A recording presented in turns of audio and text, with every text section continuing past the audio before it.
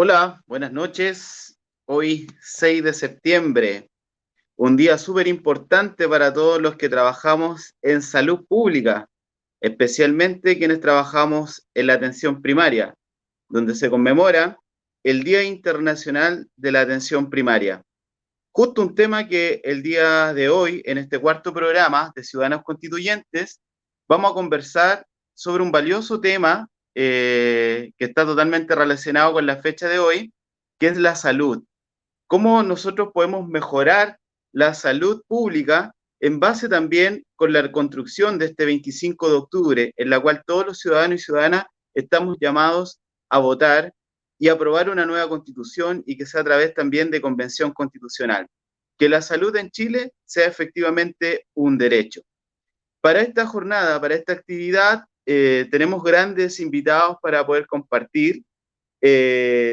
Contamos con la presencia del doctor Tomás Lagomarsino, presidente de la Fundación Equidad Chile y presidente de Confusam Viña del Mar.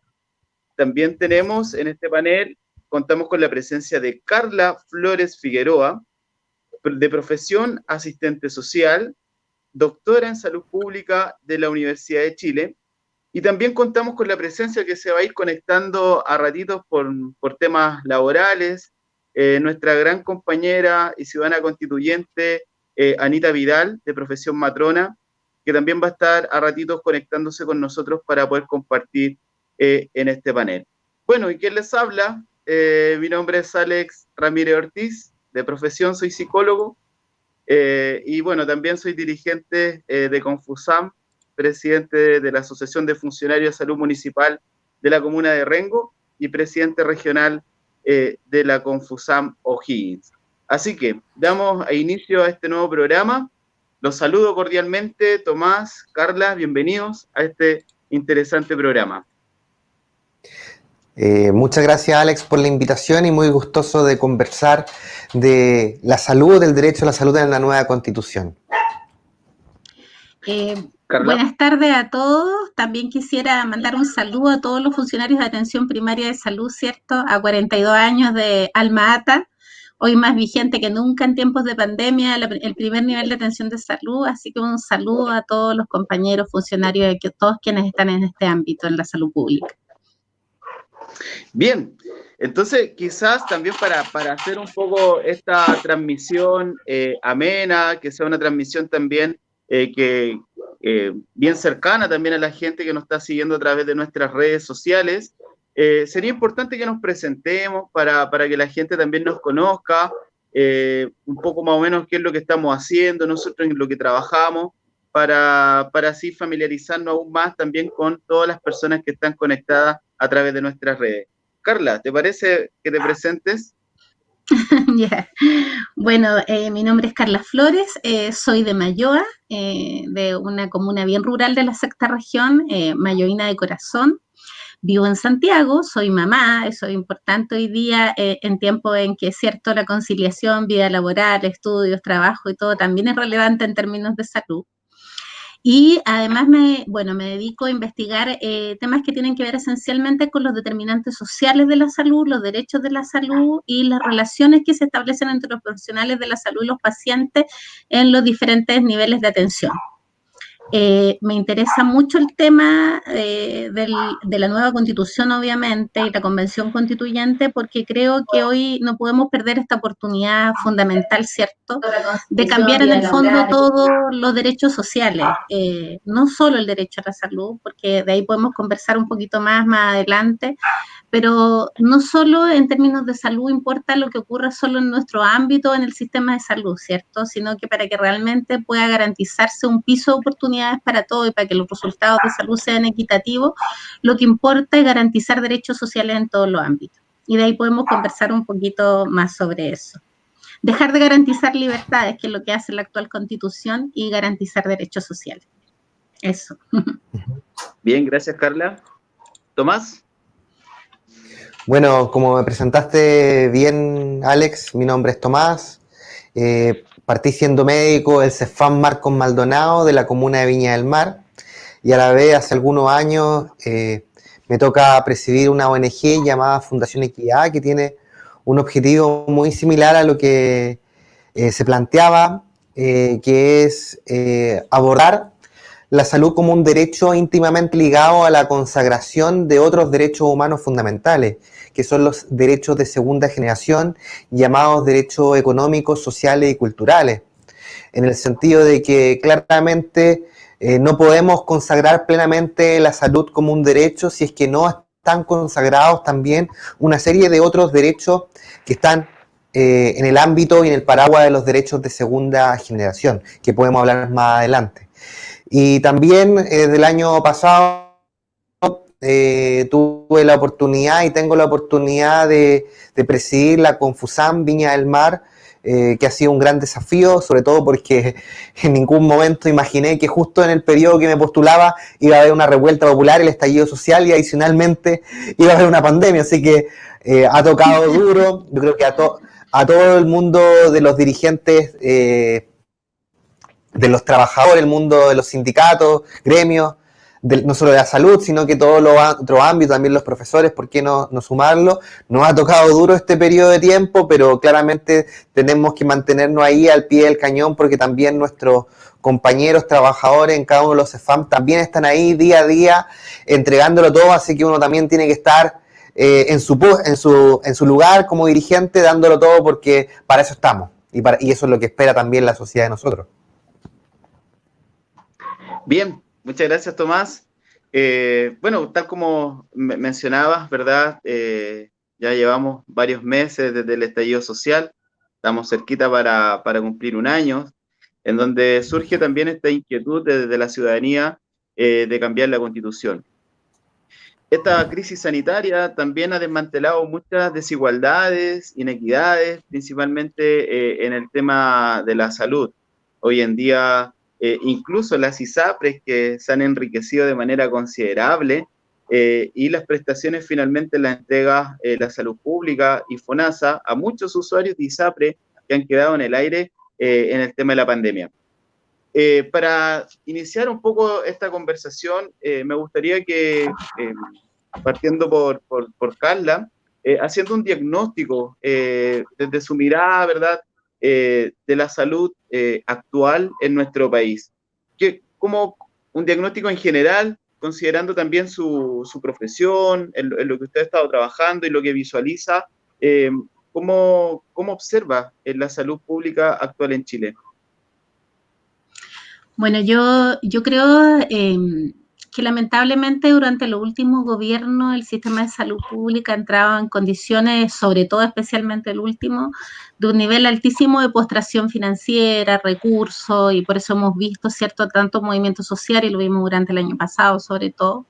Por además esta pareciera contradicción que hay entre el discurso de la política pública y lo que realmente ocurre en la línea de fuego, ¿cierto? Más bien lo saben muy bien, por ejemplo, Tomás, lo que ocurre realmente o lo que debe enfrentar el personal de salud en el sistema sanitario. Entonces yo creo que las condiciones han sido, en general durante los últimos años, a fortalecer el sistema de salud privado. Y todas las reformas de salud que ha intentado este gobierno apuntan a eso, esencialmente al fortalecimiento del sistema privado, a seguir creyendo que esto es una cuestión de capitalización individual, reformas como, por ejemplo, querer que el sistema pueda acceder el sistema de FONASA al sistema de libre elección, lo único que apuntan es inyectar recursos al sistema privado. Creo que además el país, y así esto es producto del estallido social y todo, ¿cierto?, da cuenta, ya no soportó la crisis de la desigualdad social en Chile, y esa desigualdad social se transmite en los resultados de salud. O sea, es terrible ver, y uno lo ve especialmente, por ejemplo, en la región metropolitana o entre regiones, la Araucanía, la pobreza extrema, las consecuencias de la pandemia en esas regiones.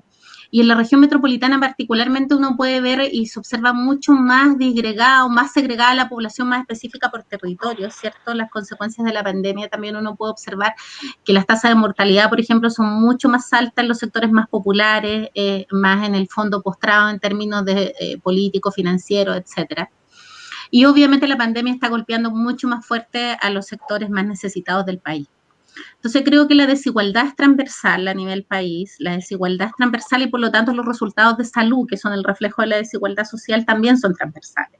O sea, hoy más que nunca importa esto porque en el fondo, cuando vemos que las políticas de gobierno, incluso las políticas de gobierno de la concertación, uno ve, por ejemplo, que el sistema se jacta mucho de que tengamos el GES, cierto auge en su inicio. Sin embargo, también ese sistema era súper segregador en el sentido de que también estaban los incluidos en la enfermedad y los excluidos de la enfermedad.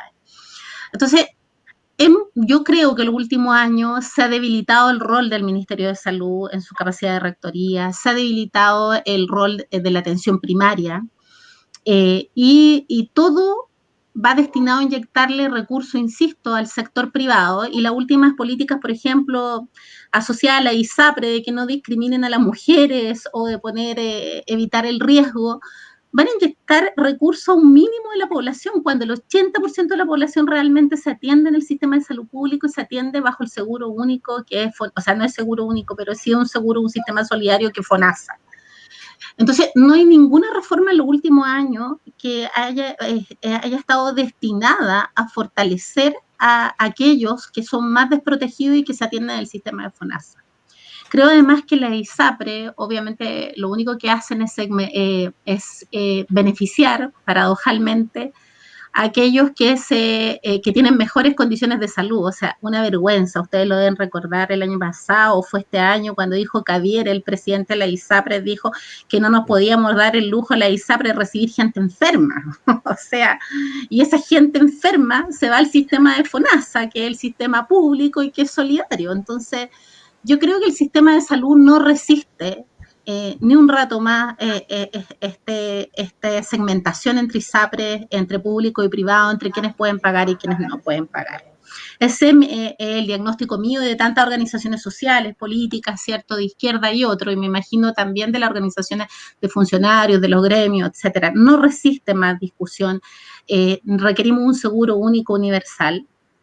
Y en ese contexto hay que fortalecer el sistema público, sin duda, hay que inyectarle recursos, y especialmente hoy día lo digo porque como estamos a 42 años de Alma Ata, hay que dejar esa visión hospitalocéntrica, ¿cierto? Esa visión que sirvió este primer momento de pandemia y que parecía que todo se iba a solucionar a través de la instalación de hospitales, cuando los resultados en todos los enfrentamientos de pandemia a lo largo de la historia de Chile han sido en la comunidad.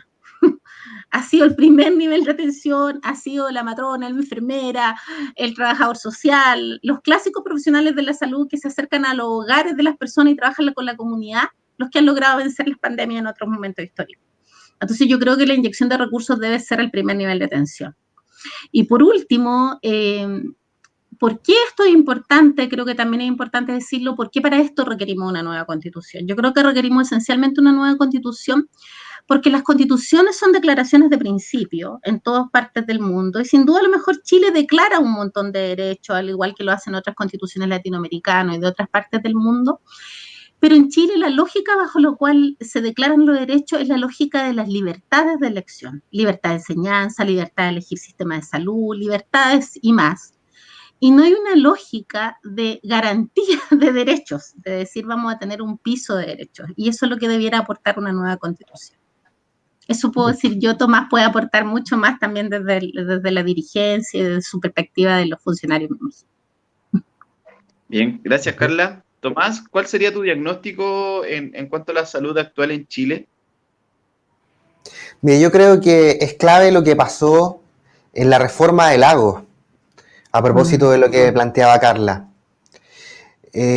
Por muchas críticas que tengamos al gobierno del expresidente Lagos, yo creo que lo que sucedió en dicha reforma es esclarecedor de la realidad constitucional en salud que tenemos el día de hoy, en la cual básicamente la creación del auge del GES es un bypass entre obviamente una reforma constitucional y lograr garantizar algunos paquetes de derecho a la salud.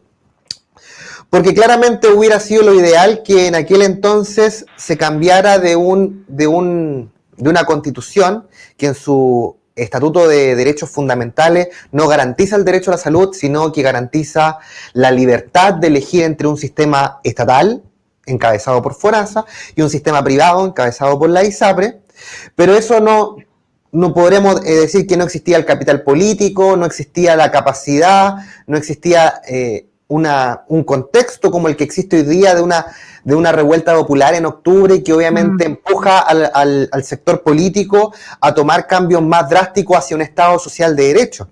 Y por ello, en vez de meterse en la Constitución, se hace un auge, un GES, que es un bypass, porque cuando uno tiene un derecho garantizado constitucionalmente, cuando se vulnera dicho derecho, uno acude a un poder independiente del Estado, que en este caso son las Cortes de Apelaciones. Pero cuando una garantía explícita en salud es vulnerada o transgredida, que entre comillas es una forma de entender una garantización de derechos, estos pequeños paquetes de derecho a la salud que consagra el auge, uno no va al poder autónomo del Estado, que es el Poder Judicial. Uno va a una entidad administrativa que depende del Ejecutivo, que también administra en muchos casos la red asistencial y que es la Superintendencia de Salud. Entonces, desde esa perspectiva, aquí se hizo un bypass gigante para no tocar la Constitución y poder garantizar ciertos paquetes de derecho a la salud que son las garantías explícitas en salud con sus 4 ejes fundamentales. Y en ese sentido no podemos perder la oportunidad histórica de hacer lo que no se pudo hacer en el pasado, y que es garantizar el derecho a la salud constitucionalmente hablando. Y en 2 dimensiones que yo creo que son fundamentales.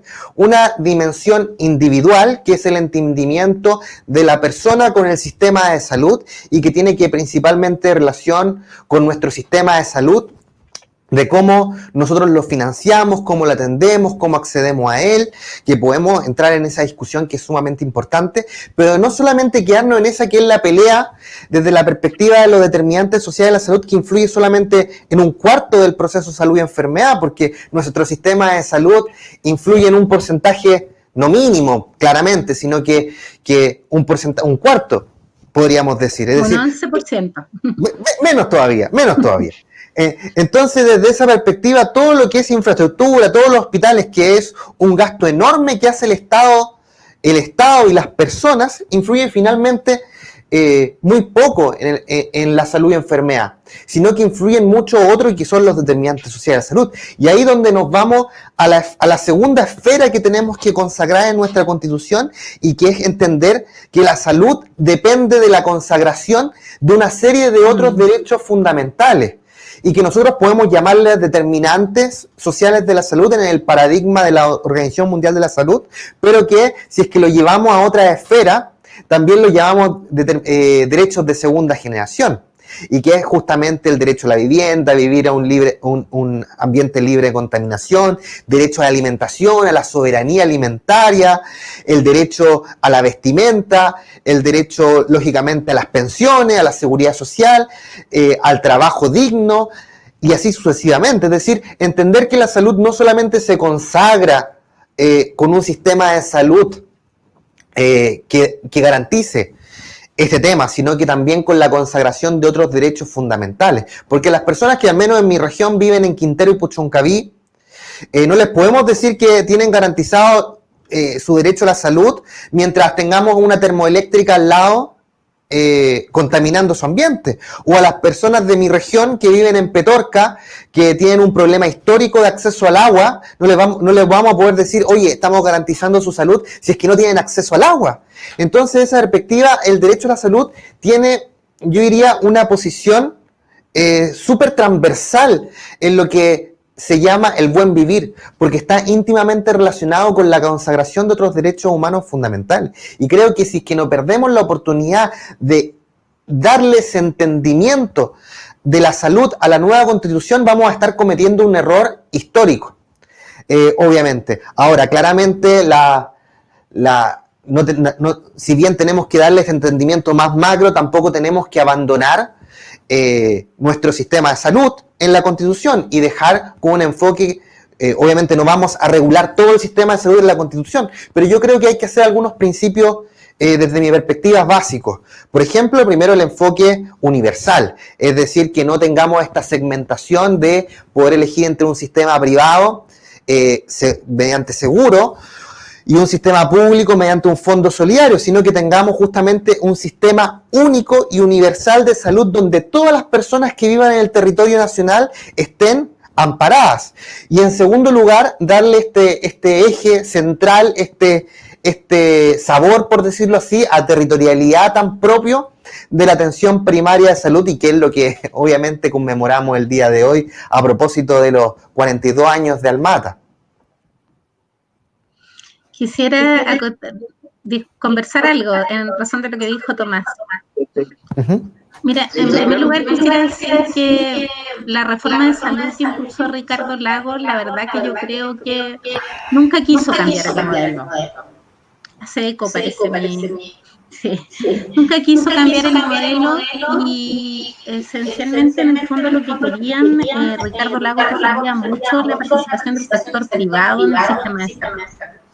Entonces, finalmente, esa reforma de salud yo creo que terminó en quitarle rol y poder al Ministerio de Salud en su capacidad rectora, terminó haciendo que los hospitales fueran autogestionados, terminó haciendo una política GES que terminaba segregando a quienes no estaban integrados. Y también quisiera decir, cuando hablamos de determinantes sociales, porque me imagino que no siempre nos está escuchando gente de salud, y esa es la idea, llegar a la ciudadanía que también está desvinculada del sistema de salud y que necesita saber para qué es funcional o para qué es. Y en este contexto, los determinantes de salud son las condiciones en que la vida tiene lugar. ¿Ya? Es el lugar en que las personas crecemos, nacemos, vivimos, envejecemos y nos desarrollamos.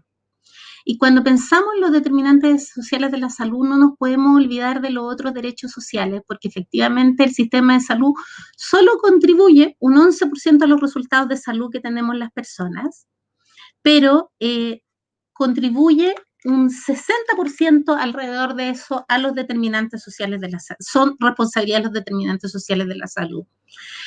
Efectivamente el ambiente es importante, pero son las grandes, lo que más incide en que yo tenga derecho a la vivienda, a la política, tenga un ambiente seguro, derecho a áreas verdes, son las grandes políticas sociales, las políticas de educación, las políticas de vivienda, las políticas de obras públicas. Y cuando pensamos en esa lógica, la verdad, cuando pensamos en una nueva constitución, no es que solo la salud dependa de eso, la educación también depende de la salud. Por ejemplo, yo miraba hace poco tiempo hay un estudio famoso, muy famoso en inglés, que habla de la diferencia de la esperanza de vida entre una estación de metro y otra. Por ejemplo, entre 15 minutos de una estación de metro a otra, gano 8 o 9 años de vida, para que ustedes entiendan. Es como de los Dominicos a San Pablo, ¿se entiende? En la línea 1 de metro. Cuando se hizo un estudio similar respecto al SIMS en Chile, veíamos una correlación exacta entre el puntaje SIMS entre los dominicos de Las Condes y San Pablo, exacta. Podíamos verla en términos de ingreso y también podemos verla en términos de esperanza de vida. Si yo me imagino, no lo he hecho porque no tengo mucho tiempo en la actualidad, ya que concilio maternidad, como les decía, trabajo y estudio. Si correlacionáramos la mortalidad en tiempos de COVID, estoy segura que también habría una relación lógica entre una estación de metro y otra. Entonces, en el fondo, los derechos sociales en general, salud, educación, están íntimamente conectados. Es imposible no pensar en garantizarlos todos para que podamos tener mejor un país, en el fondo, en que todos podamos tener la misma oportunidad de acceder a un piso básico. Entonces, cuando pensamos en determinantes sociales, sí, dependen. O sea, obviamente no da lo mismo mis resultados de salud si yo nací en la Araucanía, por ejemplo, no tuve acceso a un primer nivel de atención, o además no da lo mismo si soy homosexual o soy mapuche. O sea, está todo relacionado. La raza, el lugar, todo aquello que tiene que ver o que hoy día debiera estar en la discusión pública para poder pensar esos resultados de salud. Entonces, y lo más importante, la actual Constitución habla de elecciones. Y cuando pensamos en determinantes sociales no nos podemos olvidar que no es posible elegir, porque son las condiciones en que la vida tiene lugar. Entonces, el programa Elige Vivir Sano es una mentira, es una falacia. Y no solo ha sido una falacia de este gobierno. La falacia es la promoción de la salud desde la óptica individual, de responsabilizar al individuo, de decirte, oye, sabes que tú puedes elegir lo que comes, puedes elegir hacer deporte, puedes elegir vivir bien. Es una falacia el porte de un buque. Cuando en realidad, si yo trabajo 48 horas diarias, me tengo que mover en el transporte público, rural, donde sea, y gano, porque ahora, ¿cuánto querían subir los 7 pesos? 324.000 pesos y 7 pesos más. No tengo ninguna posibilidad de elegir vivir sano, porque eso no se elige. Lo único que determina mi posibilidad de elección real es que yo tuviera oportunidades igualitarias. No tengo oportunidad igualitaria. Eso. Sin duda alguna, los determinantes sociales influyen directamente en el vivir de las personas, ¿verdad? Y también es una de las cosas que, tal como dice Carla, ¿verdad? No podemos modificar. Hay muchas personas que están conectadas, que en este momento nos están viendo, Tomás y Carla. Vamos a saludar algunos mensajes aquí que escriben. Por ejemplo, Juan Carlos Morales Díaz. Hola, compañero Alex. Me saluda aquí Juan Carlos, un gran dirigente social de la comuna de Rengo. También uno de los fundadores del comité del apruebo en la comuna de Rengo. Saludamos también aquí a Hugo Andrés Guzmán Millán, que nos saluda y dice, hola a todos, un gran saludo, excelente tema. Un saludo para ti también, Hugo, que nos está escuchando y nos estás viendo también a través de nuestras redes. Acá tenemos otros saludos también de María Verónica Figueroa. Dice, totalmente de acuerdo con Carla. La pandemia ha demostrado que necesitamos con urgencia fortalecer la salud pública, ¿verdad? Es una lucha que nosotros tenemos ya hace mucho tiempo como organizaciones, pero sin duda la pandemia ha motivado aún más a fortalecer la salud pública. Saludos, María Verónica. Desde Talca, desde Talca que nos está viendo María Verónica. También Alejandro José Palominos Venegas dice, un abrazo a la Carla y a todos. Saludos para ti también, Alejandro, gran dirigente de ahí de la comuna de Mayoa, ¿o no? Sí, amigo. Amigo. Bien, también saludamos a J.G. Karen, dice, un abrazo, Carla, tantos años sin verte, compañera. Un abrazo. Natalia Margarita Riaza Meneses también dice, Carlita, un abrazo. Está toda mi comuna. Bueno, y los seres humanos somos unitivos, nuestro contexto nos determina, así como podemos con nuestra acción construir nuestra realidad. Bien, cada vez hay más gente también se está sumando a nuestras redes, estamos con un amplio grupo de personas que están con nosotros en este momento. Bien, estamos entonces en una cosa que estamos conscientes, ¿verdad? Que hay que modificar, hay que hacer un cambio brusco en tema de la salud. Yo me acuerdo una frase de Tomás hace un tiempo atrás que compartimos en un seminario que él decía que hacer modificaciones en la salud es como modificar el motor de un avión en pleno vuelo, ¿verdad? Son temas súper complejos. Nunca se me ha olvidado esa frase. Pero hoy en día tenemos una gran oportunidad, ¿verdad? Primero de cambiar nuestra constitución y desde ahí hacer modificaciones específicas que vayan en beneficio de nuestra gente, de nuestra comunidad.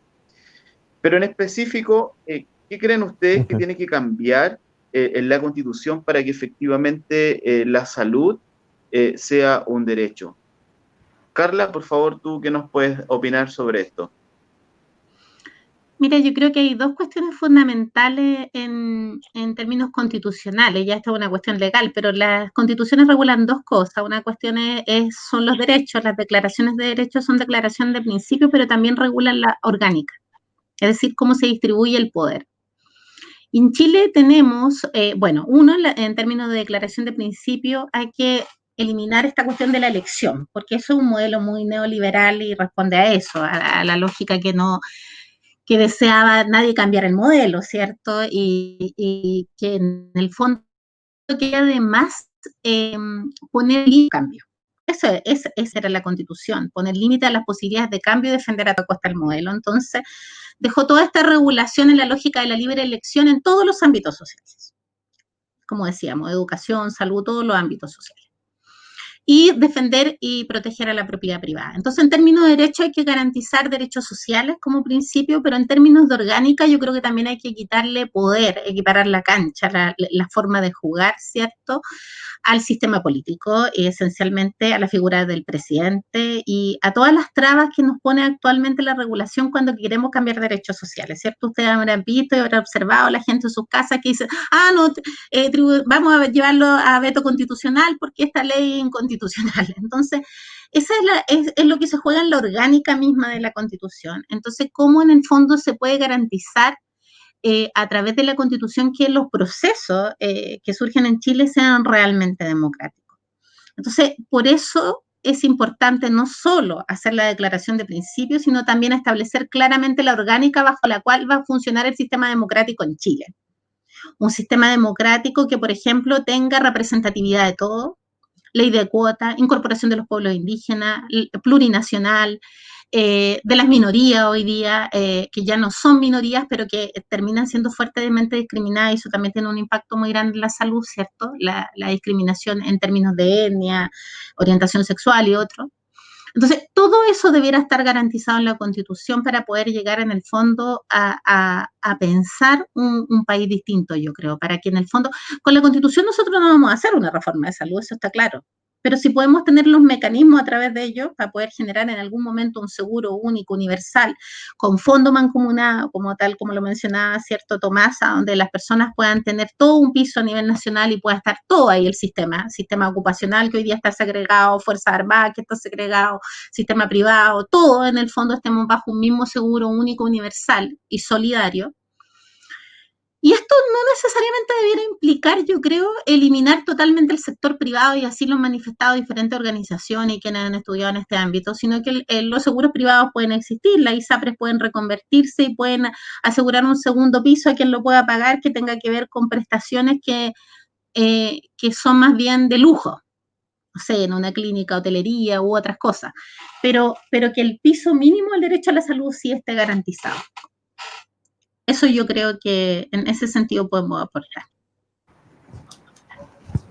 Perfecto. ¿Y tú, Tomás, referente a esto, qué específicamente tenemos que cambiar en la Constitución para que la salud sea efectivamente un derecho?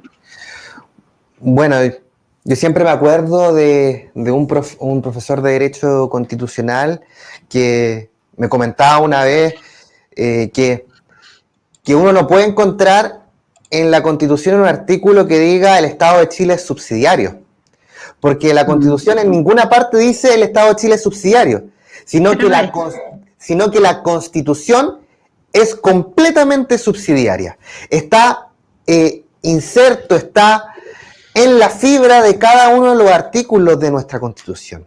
Y en ese sentido, lo fundamental es transformar el entendimiento de nuestro Estado, de un Estado que no se hace cargo de las cosas, que lo deja en el ámbito privado de las relaciones individuales, a un Estado y que por tanto es subsidiario, completamente subsidiario y además hiperpresidencialista, es decir, con una mala distribución del poder, a un Estado en el cual sea garante de derecho, un Estado social de derecho, en la cual también las personas puedan participar y que no haya tantos vetos y trabas para hacer cambios sustanciales, como es, por ejemplo, actualmente el Tribunal Constitucional.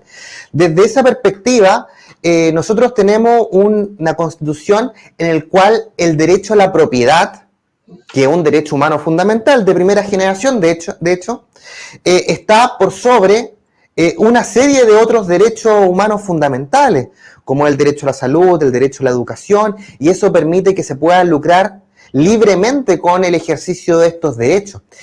Y este punto es fundamental, es decir, que pasemos de un Estado donde el derecho a la propiedad es más importante que otros derechos, a un Estado donde los derechos sociales estén correctamente balanceados e incluso me atrevería a decir en superioridad al derecho a la propiedad.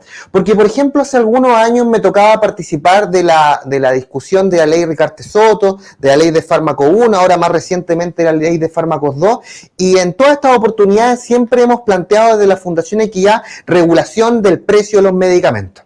Y todas las veces que lo planteamos, hay una serie de diputados de sectores de derecha que plantean abiertamente de que es inconstitucional. Y no me cabe duda que si es que se legislara hacia regulación de precios, es decir, decirle a una farmacéutica, a una droguería o las farmacias, que a propósito se ocurrieron en 2009, ustedes pueden colocar este precio o tienen que moverse en este rango de precios, claramente eso atenta contra el derecho a la propiedad y claramente en nuestro ordenamiento jurídico está por sobre el derecho a la salud, que finalmente a lo cual la regulación del precio de los medicamentos quiere garantizar. Dando otro ejemplo, nosotros actualmente tenemos un sistema de salud donde progresivamente los médicos generales y los médicos especialistas han migrado progresivamente desde el sector público al sector privado, donde se les permite lucrar. Es decir, no es coincidencia que, por ejemplo, una consulta de psiquiatra cueste 70.000 pesos, y de cardiólogo, etcétera, etcétera, etcétera. Y eso es justamente porque el título de uno, que uno materializa un poco con su diploma, su título en la pared, es una propiedad.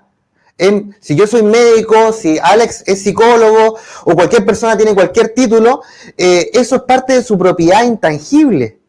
¿Y cómo yo le voy a decir a un médico especialista, tú tienes que cobrar tal precio? O no puedes, o tienes que trabajar en el sistema público.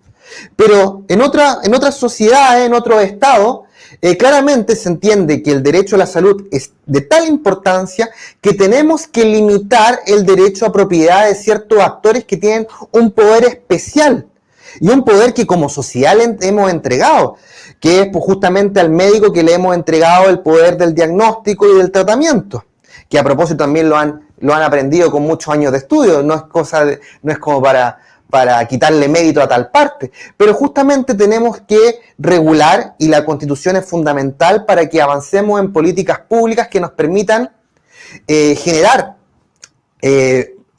cambios que permitan primero que todo regular el precio no solo de los medicamentos sino de las prestaciones sanitarias de forma transversal. No puede ser que un paracetamol entregado en una clínica cueste 5.000 pesos, siendo que en la farmacia de la esquina cuesta 1.600 o menos de 1.000 pesos, o no puede ser que un especialista pueda cobrar sobre 70.000 pesos o pueda elegir el especialista no atender por FONASA ni por ISAPRE.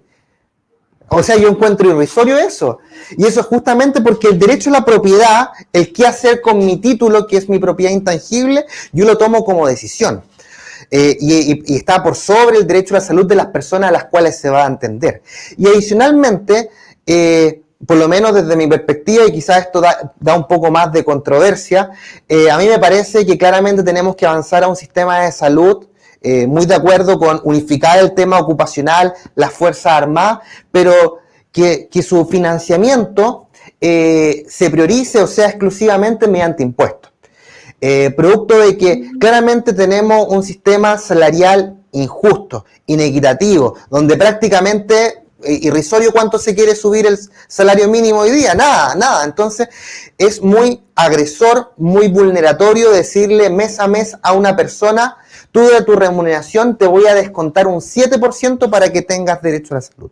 No, por lo menos desde mi perspectiva, eso tiene que ser financiado mediante impuestos y no mediante cotizaciones individuales, porque privilegia en el consciente colectivo de que el entendimiento entre el sistema de salud y la persona es individual mediante una cotización. Me parece bien importante dos cosas que dijiste, me vuelvo a acoplar, pero una de las cosas que dijiste que tenía que ver con los profesionales de la salud, ¿cierto? Para eso la educación también debiera ser universal y gratuita, que también es un tema, porque cuando pensamos en por qué muchos profesionales van al sistema de salud privado, miraba a través de los resultados unos cabildos ciudadanos, y la mayor parte de los profesionales decía, especialmente los médicos y algunos especialistas, que el nivel de endeudamiento que tuvieron para pagar sus carreras lo obligaba a permanecer en el sistema privado para poder después pagar sus carreras. Entonces, también una de las cosas que igualaría un poco la cancha sería que la educación también fuera universal y gratuita. Y además, solo recordar, porque justo también estamos hace pocos días del gobierno de López. Salvador Allende trató de que todos pertenecieran al Servicio Nacional de Salud. Y precisamente los médicos, no quiero tener una discusión aquí, Tomás, pero precisamente los médicos fueron quienes se opusieron a ser parte integral del Servicio Nacional de Salud y defendieron su derecho a la libre, ¿cierto? El libre ejercicio de la profesión. Bueno, pero esas son cuestiones... El colegio médico fue golpista. Son cuestiones que hay que ir regulando con el tiempo, digamos. Pero ahí habla un poco de la interrelación que hay entre todo, en el fondo. El sistema educacional, para el sistema, un sistema educacional en que la gente no tuviera que sobreendeudarse, fomentaría mucho más la cuestión vocacional. Un sistema más igualitario haría que este país no estuviera tan lleno de profesionales, por ejemplo, ¿cierto? Porque en Chile la clase media es la clase profesional, en los países sociales demócratas más desarrollados la clase obrera es la clase media. Sí. Entonces, en que tú dices algo súper interesante que yo creo que tiene que ver con el tema también de las profesiones de la salud. Yo veo los profesionales de la salud... a veces muchas personas terminan estudiando también y eso es interesante de ver porque significa movilidad social, claro. Que no es tal, en términos reales no es tal, porque varios estudios dicen que es un poco irreal esa movilidad social, porque en Chile realmente no existe clase media, existe clase baja y clase alta, dicen algunos. Pero un tema también, cómo podemos igualar, si logramos igualar en todos esos otros derechos sociales, poner piso, garantizar dejar de ser un Estado subsidiario, dejar de preocuparnos por las libertades y preocuparnos porque la población pueda acceder a todos los servicios de educación, salud, vivienda, universalmente, podríamos generar grandes cambios, no solo a nivel constitucional, sino a nivel de igualdad. Sí, si me permite solamente un punto, y que quizás es un punto de discordia con mis mismos colegas médicos y médicas. Cuéntame. Que en el fondo yo también me endeudé para estudiar, pero no digamos que por trabajar en el sistema público no puedo pagar mi deuda del CAE, ni el Fondo Solidario. Yo estudié con Fondo Solidario y CAE, y he podido pagarlo bastante bien. Yo creo que el argumento de que trabajo en el sector privado porque me endeudé es un argumento que se cae a pedazos, porque para las categorías, bueno, en APS hablamos de categorías, pero para las categorías A y B la remuneración no es mala y en general la carrera funcionaria del APS está bastante mejor que la del nivel hospitalario. Ahora, si es que alguien me habla desde el nivel secundario, quizás podría tener más razón, pero en el estamento médico a mí no me parece que decir que yo trabajo en el sector privado y no en el público porque me endeudé para estudiar es un argumento que no tiene pies ni cabeza. Algunos médicos sienten y lo dicen también, bueno, esos ya son más cuestiones subjetivas, pero me ha tocado mucho entrevistar médicos de hospitales de alta complejidad por mi tesis doctoral, y muchos de ellos sí dicen, que cumplen casi un apostolado del servicio público, y claro, tal como tú dices, las falacias, como que podrían trabajar en la alemana y ganar lo mismo, y no podrían, porque el mercado no va a contratar tanto, pero esas son cosas que podríamos discutir más adelante. Lo otro que me parece sí importante en relación a lo que tú dices, tú dijiste algo súper importante, y yo creo que es, ¿por qué tiene que ser convención constitucional y no mixta? Tú dijiste algo importante cuando hablaste de la farmacia, hablaste de los médicos, o sea, ya has hablado de muchas cosas que tienen que ver con los conflictos de intereses. O sea, si tuviéramos a los parlamentarios pensando nuestra constitución, sin duda habrían conflictos de intereses. Porque hay lobby, porque hay farmacéuticas, porque hay clínicas, porque hay ISAPRE, porque recuerden ustedes que la reforma de salud del 2002 ya fue absolutamente presionada por el mundo privado, que se negó a perder una cuota de ese espacio que eran la ISAPRE y otros tipos de seguros privados y clínicas. Hoy día, si no tuviéramos convención constituyente, o sea, si votamos por una mixta, estamos perdidos, porque los parlamentarios tienen todos esos conflictos de intereses. Y además ya cuesta que legislen, que da pena, porque la verdad es que nunca tenemos los quórum para nada. Imagínate si además los tenemos preocupados de la convención, de generar una constitución. Por eso es tan importante la convención constituyente, por todos los conflictos de interés que pueden haber en eso. Uh-huh. Bien, excelente conversación. Me cayó un ratito, se me cayó el internet, pero estamos de vuelta. Vamos a leer algunos comentarios de las personas que están conectadas con nosotros. Aquí Natalia Riaza Menezes dice que importantes son estas conversaciones. Gracias, chiquillos, por invertir su tiempo en crear conciencia y en entregar información para lograr el cambio. Muy bien. Alo Musicanto dice, excelente Carla Flores Figueroa. Daniel González dice, saludos desde Rancagua, compañeros. Aguante Ciudadanos Constituyentes. Un saludo también para Rancagua. Aquí también tenemos más saluditos. Una reflexión de nuestro amigo Ciudadanos Constituyentes. Dice, el derecho a la propiedad parece incluso por sobre el derecho a la vida. Por eso el agua es un bien que se puede transar antes que protegerla para consumo humano. Julio dice, etiqueta a nuestra compañera Jacqueline Figueroa, dirigente de Mayoa. Anita Peña dice, súper, de acuerdo con Carla, el derecho a la salud debe integrarse en la seguridad social a través de un piso universal. En particular, las mujeres están muy desprotegidas en el actual sistema. El acceso a la salud sexual y reproductiva está en riesgo. Todas las prestaciones esenciales se han desplazado o incluso por falta de insumo han restringido el acceso a una presentación humanitaria como la ley IBE. En Corporación Miles mostramos que 4 de cada 10 personas han enfrentado barreras de acceso a servicios de salud. Jacqueline, mira, ahí se conecta Jacqueline. Gusto saludarte, Jacqueline, compañera Confusam también de Mayoa. Dice, en palabras simples, por favor, explicar por qué la actual Constitución no posibilita hacer una verdadera reforma de salud, considerando que la frase de la derecha política para promover el rechazo es un rechazo con reforma. Muchas gracias. A ver si podemos contestarle a nuestra compañera Jacqueline Figueroa con esa importante pregunta que realiza. Tú nos dices Tomás, quién primero, ¿no? Sí, eso. Estaba esperando cómo da el pase. Sí. Bueno, ¿por qué O sea, yo creo que el ejemplo que manifesté quizás es bastante concreto. Yo me acuerdo de cuando participamos como Fundación Equidad en la ley Ricardo Toto, ley de fármaco 1 y la actual que se está tramitando, que es la ley de fármacos 2, y planteamos que hay que avanzar a regulación del precio de los medicamentos. Y claramente, diputados en aquel entonces de derecha, uno que todavía sigue siendo diputado, de hecho, planteó claramente después de nuestra presentación como Fundación Equidad que eso era inconstitucional, regular el precio de los medicamentos. Y creo que eso marca el camino y la respuesta, porque claramente aquello que es positivo para la ciudadanía se vuelve inconstitucional. Aquello que permite avanzar en justicia, en equidad, en garantizar derechos, se vuelve inconstitucional, como mencionaban incluso en el IBE. Pero me gustaría también plantear algo más que se había planteado, de que a veces parece el derecho a la propiedad estar por sobre el derecho a la vida. Y me gustaría justamente traer a colación, quizás muy desde lo de los medicamentos, pero creo que es un buen punto para plantearlo, que muchas personas tienen que buscar acceder a medicamentos de alto costo.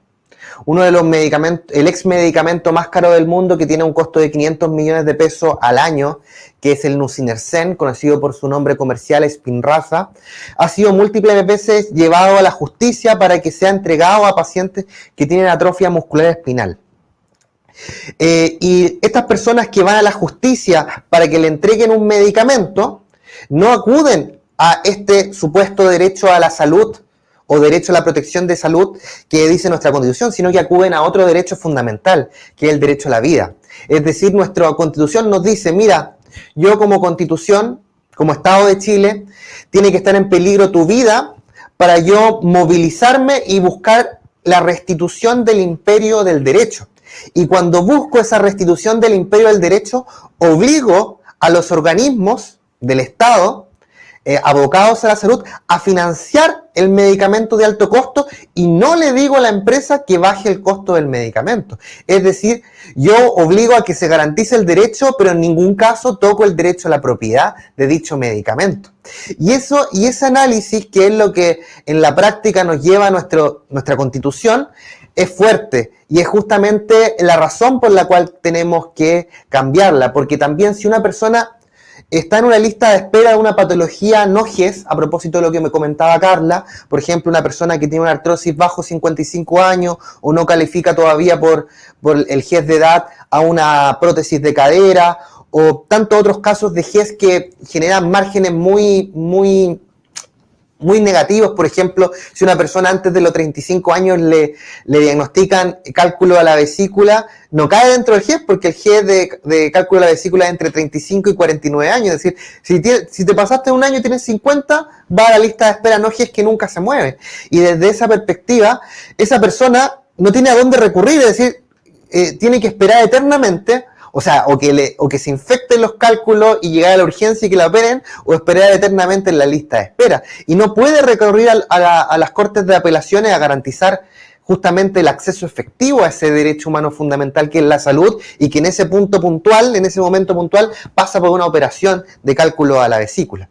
Yo creo que esto, en el fondo, para bajarlo a ejemplos concretos, y que se entienda lo fundamental, y mucha gente dice, la Constitución, y sobre todo los sectores de derecha plantean, la Constitución no va a cambiar el diario vivir de la persona. Y yo creo que quizás no en lo inmediato, pero sí va a permitir que hagamos políticas públicas que le cambien la vida a las personas.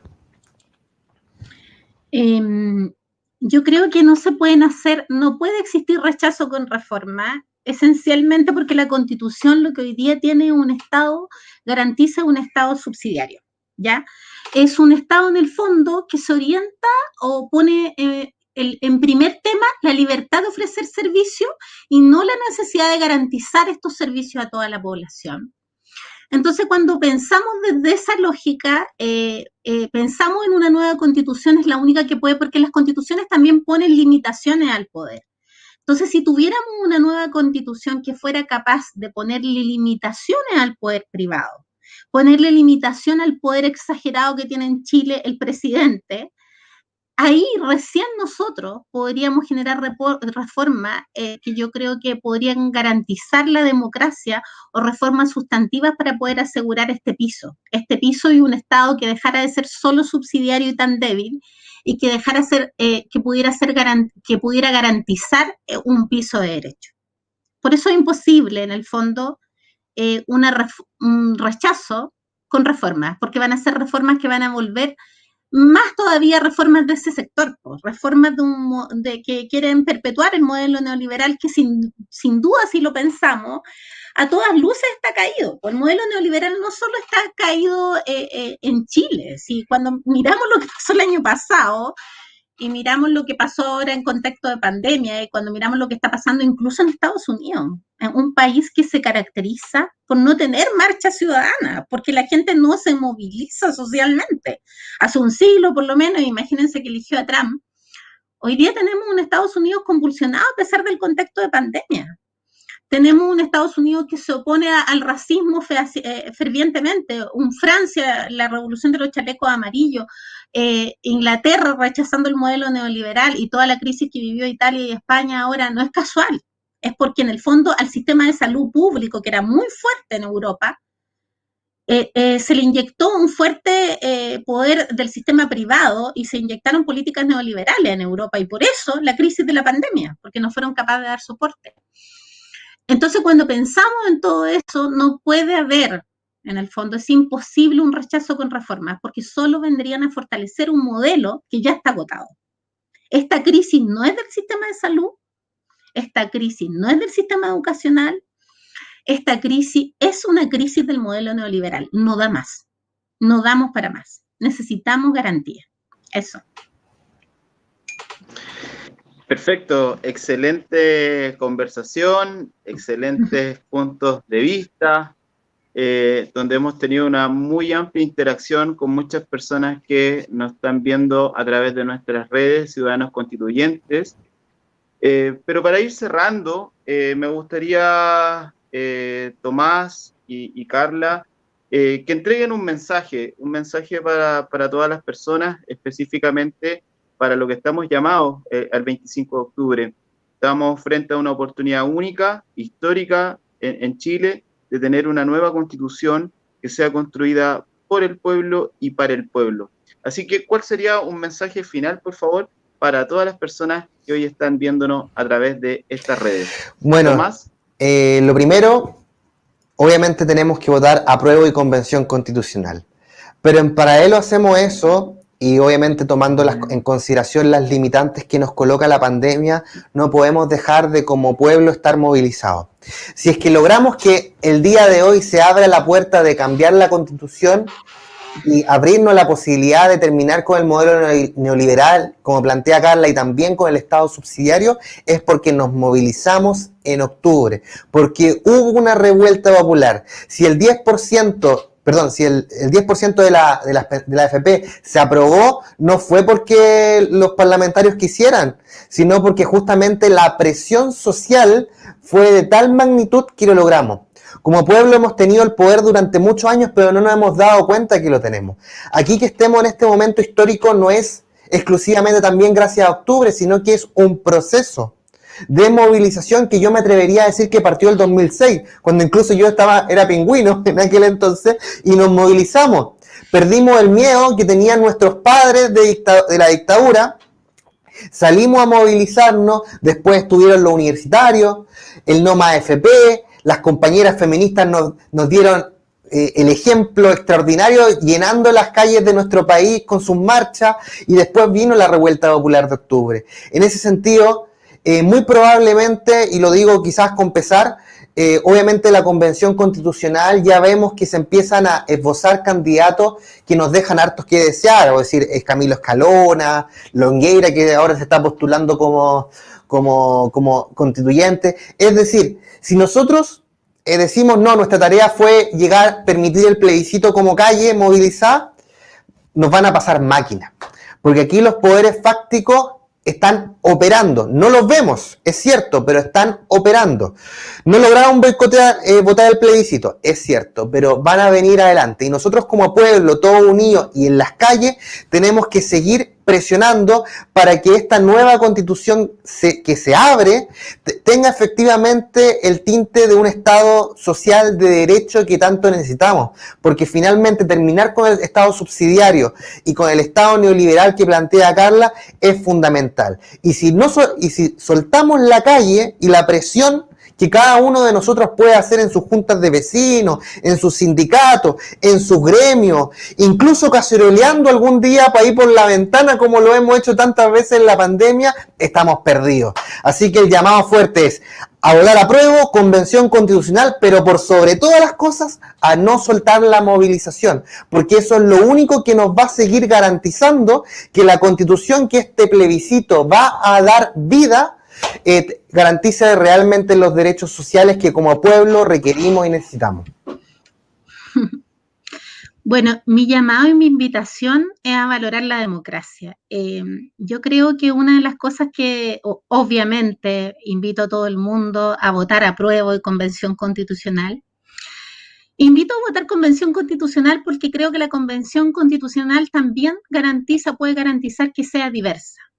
O sea, tenemos que pensar que una constitución es para todo el país, para todos, independiente del lugar político, ideológico que nosotros ocupemos. Yo obviamente soy de izquierda y ese es mi lugar ideológico, y en términos de salud, cuando hablamos de salud y resultados de salud, importa mucho el lugar ideológico, porque los países sociales demócratas tienen muchos mejores resultados que los países neoliberales en términos sanitarios.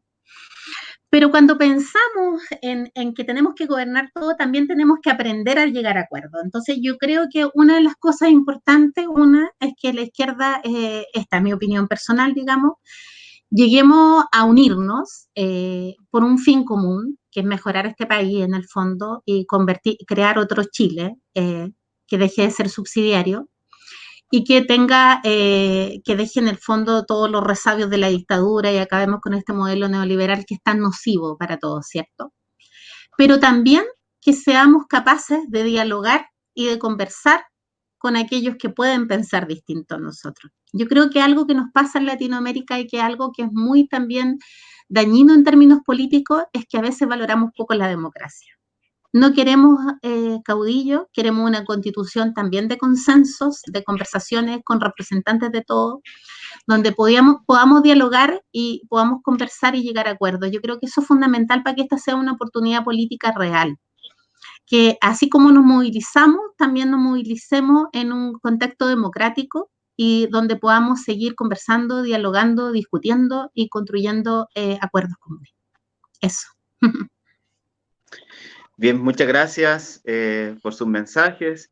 Sin duda alguna, llegan al alma, al corazón para seguir luchando y sacar adelante esta gran tarea que se acerca, ya queda poco tiempo, ¿verdad? Bien, no cabe señalar que agradecerle a ustedes, a usted Tomás, Carla también por Gracias a disponer ustedes. de su tiempo, por educarnos y por acercarnos también a temas tan interesantes como es la salud, ¿verdad? Y la nueva constitución para nuestro país. Nosotros, bueno, estamos cuadraditos, ¿verdad? Aprobamos la nueva constitución ahí con el negro Matapaco. Bien, saludarlos, agradecerles y Tomás también la tiene ahí la esclavita. Te vamos a regalar una, Carla. Te vamos a Ya, llevar a llevar porfa. una con la Jacqueline. Con la Jacqueline la mandamos. Ya, perfecto, gracias. La voy a cobrar. Así que, sí. Así que agradecerles su participación. Y bueno, como lo hablábamos al inicio, ¿verdad? Hoy se conmemora el Día de la APS y honrar obviamente a los 14 funcionarios y funcionarias que han fallecido en atención primaria por causas del COVID-19, a ellos, a su familia, a sus compañeros de trabajo, darles mucho ánimo, mucha fuerza, mucho coraje y bueno, como trabajadores de la salud vamos a sacar adelante esta difícil tarea con muy pocos recursos, pero lo que sí más tenemos es corazón, ganas, vocación, así que sin duda el servicio a nuestra gente es lo que nos mueve hoy en día. Así que muchas gracias, chicos, y agradecer a todas las personas que estuvieron conectadas con nosotros. Un abrazo grande y el 25 aprobamos. Chao. Aprobamos, Convención Constitucional. Que estén bien. Gracias.